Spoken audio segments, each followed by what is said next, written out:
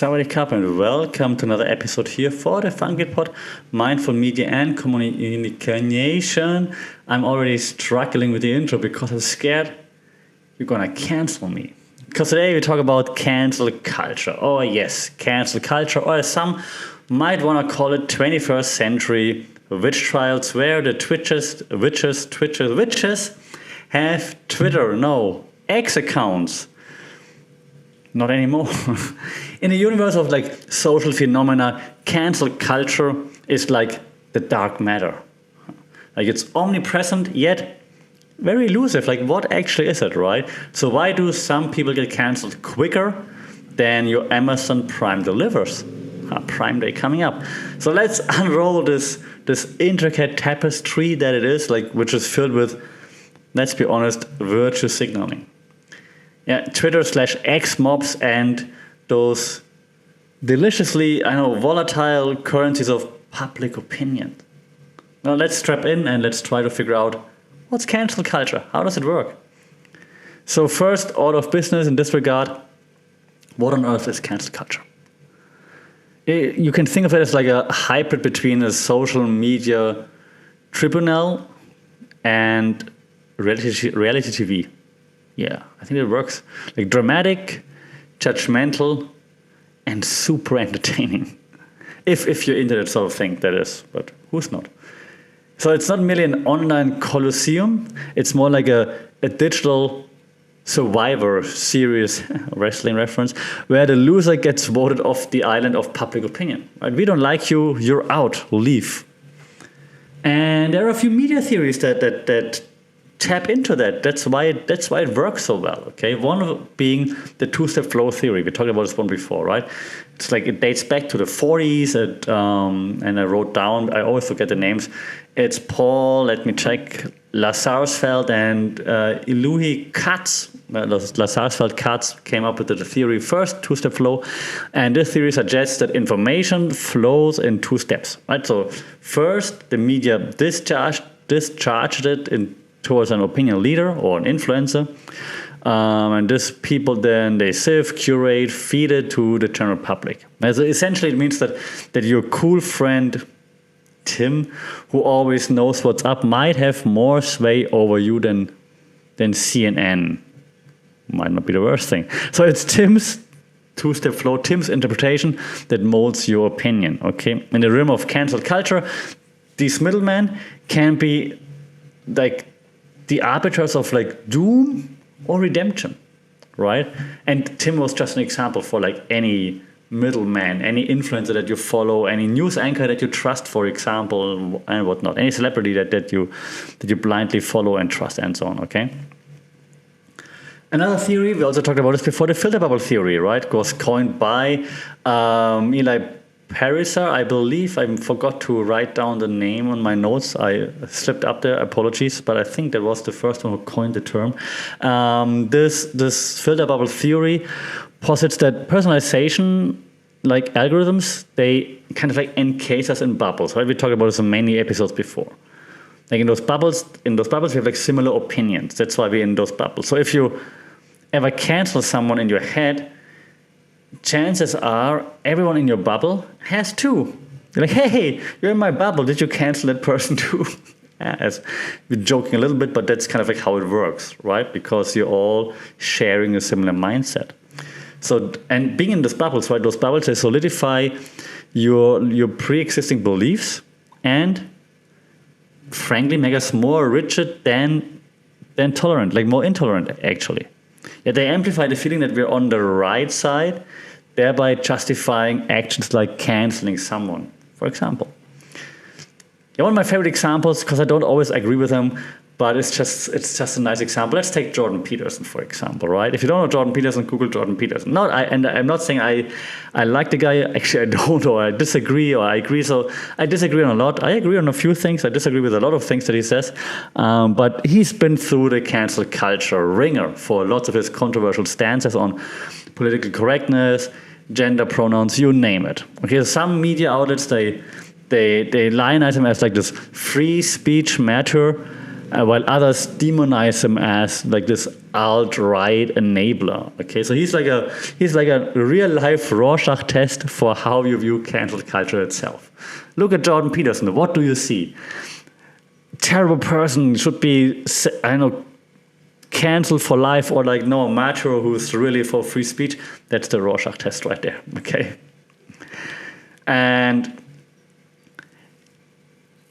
while cancel culture is always like has this negative, I don't know, feeling to it. I mean, there must be a reason why we cancel so many people, right? So I think there's the good, the bad, and maybe even the cancelled.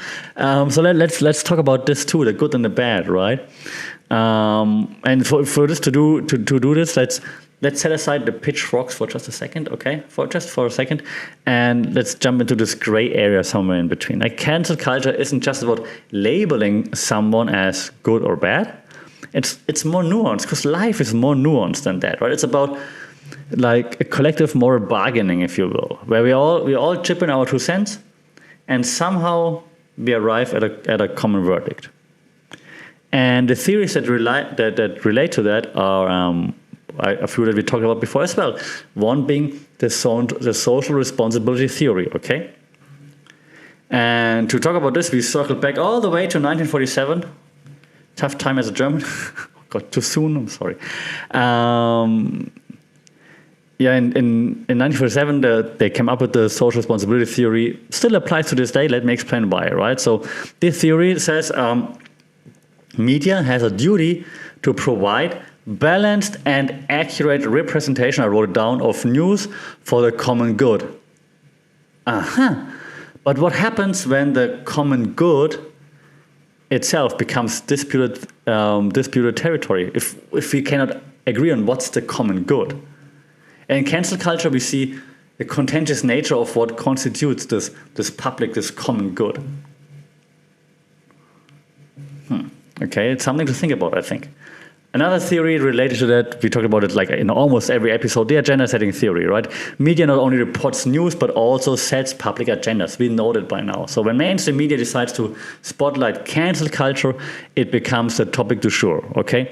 And because we're talking about it, we're also co-creating the narrative. We keep talking about it.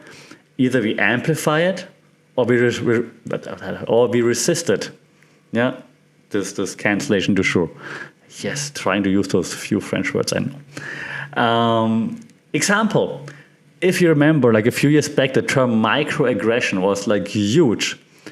And it wasn't coined just yesterday, it was coined way back, and I did research just for you by psychiatrist Dr. Chester M. Pierce in the 70s, but only recently, like a few years ago, it resurfaced and spread like wildfire, right? Thanks to the media spotlight. And now it's more or less, if you're in the media part of your daily vernacular, and yes, people get canceled for it. That's agenda setting. That's also moral panics. We talked about this before as well. Right? So, oh, no, people are so aggressive and so on. Right? Even if you, and I'm not saying it's a good thing, but if you're like making a slightly racist joke towards your friend, because with friends you do that, right? This could be seen as a microaggression. And people, I live in Thailand, I'm German. Clearly, I'm not from here, right? People make fun of me all the time. And of course, it happens the other way around too. I make fun of my Asian friends as well, because here I don't have to be scared that I get canceled for it. If we would share the jokes that we make, like when we at the boxing gym, for example, we might get canceled if those jokes make it on the air, for example, right? Because they're microaggressive, which they're not meant to be. So, yeah, it's a very, very interesting time we're in, I believe. And the media obviously put us into that role, right? And yeah, well, we have to talk about like how the media is responsible or partly responsible for it. It's the elephant in the room, if you're honest, right? Actually, it's not the elephant; it's the puppet master. Actually, the media. Okay, so the media is like the people who not only report on cancel culture, but very often instigate it. They're like those reality TV producers who know just when to cue like this dramatic music. And, oh, something's going to happen, okay? And a few theories that again relate here. One is the framing theory that we also talked about before. That's like the sociological concept that now meets mass communication. Okay, the media can frame a story in a myriad of ways, like tragic, comedic, heroic, villainous. Yeah, that's probably the main ways. So one person's cancellation can either be framed as a righteous purge or a witch hunt. Which side you're on? Another one could be, we talked about this also many times, spiral of silence theory, right? You remember that one? The theory explains why most people are so afraid to voice unpopular opinions. Yeah, because you're like, oh, all my other friends, people in my circle, they think this one thing, I'm not gonna go against it. Okay, I'm scared to go against it. So if you think your view against the majority, then the fear of isolation makes you keep quiet. You cancel yourself. This theory explains why even those who disagree with cancel culture might not speak up because they're like, I don't want to argue, whatever. Oh, let's just cancel Jordan Peterson, right?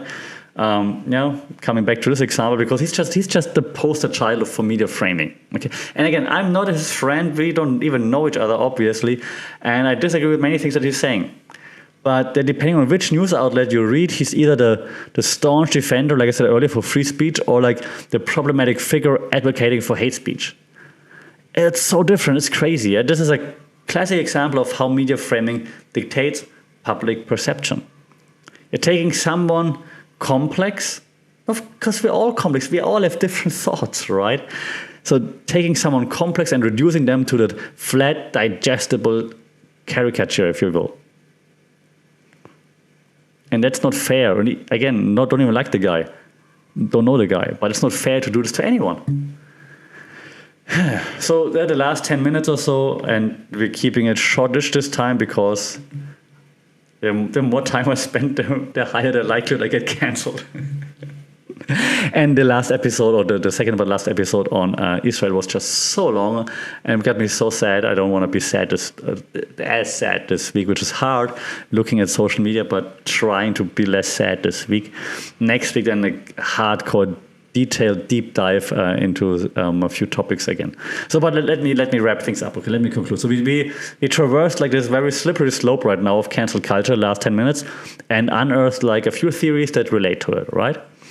We talked about the champions of cancel culture. We talked about some of the casualties of cancel culture. And you got to remember that this is not just an isolated phenomenon, okay? It's not just happened once or twice. It's really interwoven into the fabric of our society. Like we judge, we cancel. And the media doesn't just mirror our society anymore. And the news in particular were thought to mirror society so that we see what's happening in society. But now, media does not mirror society anymore. Think about it. That's like one of the first media theories you learn in the university. Media does not mirror society anymore. Media shapes society in a very impactful way, okay? So we are all willing participants, like casual observers or maybe even helpless pawns in this grand spectacle of how the media shapes society. The only time, and maybe your next tweet, post, X, video on TikTok will tell. Let's see about that. And yeah, let me know how do you feel about cancel culture? Maybe even if you're younger than me, if you're Gen Z, like how do you grow up with that stuff, right? I mean, do you feel like that's all good? It's good that people are super hyper aware, or do you think, come on, sometimes that's just too much? How is it if you're a millennial, if you're even older, if you're Gen X or something? Like, how do you feel about cancel culture? Let me know. Was it all better back then when no one had social media? Let me know in the comments at FunkitPod on social media, funkitpod@gmail.com. It would be cool if you leave a review, like, share, subscribe, share with friends that you canceled, that you don't want to get canceled by. Let them know your feelings. Let me know your feelings. Until next time, if you don't cancel me, take care, stay safe. Sawadee Krap.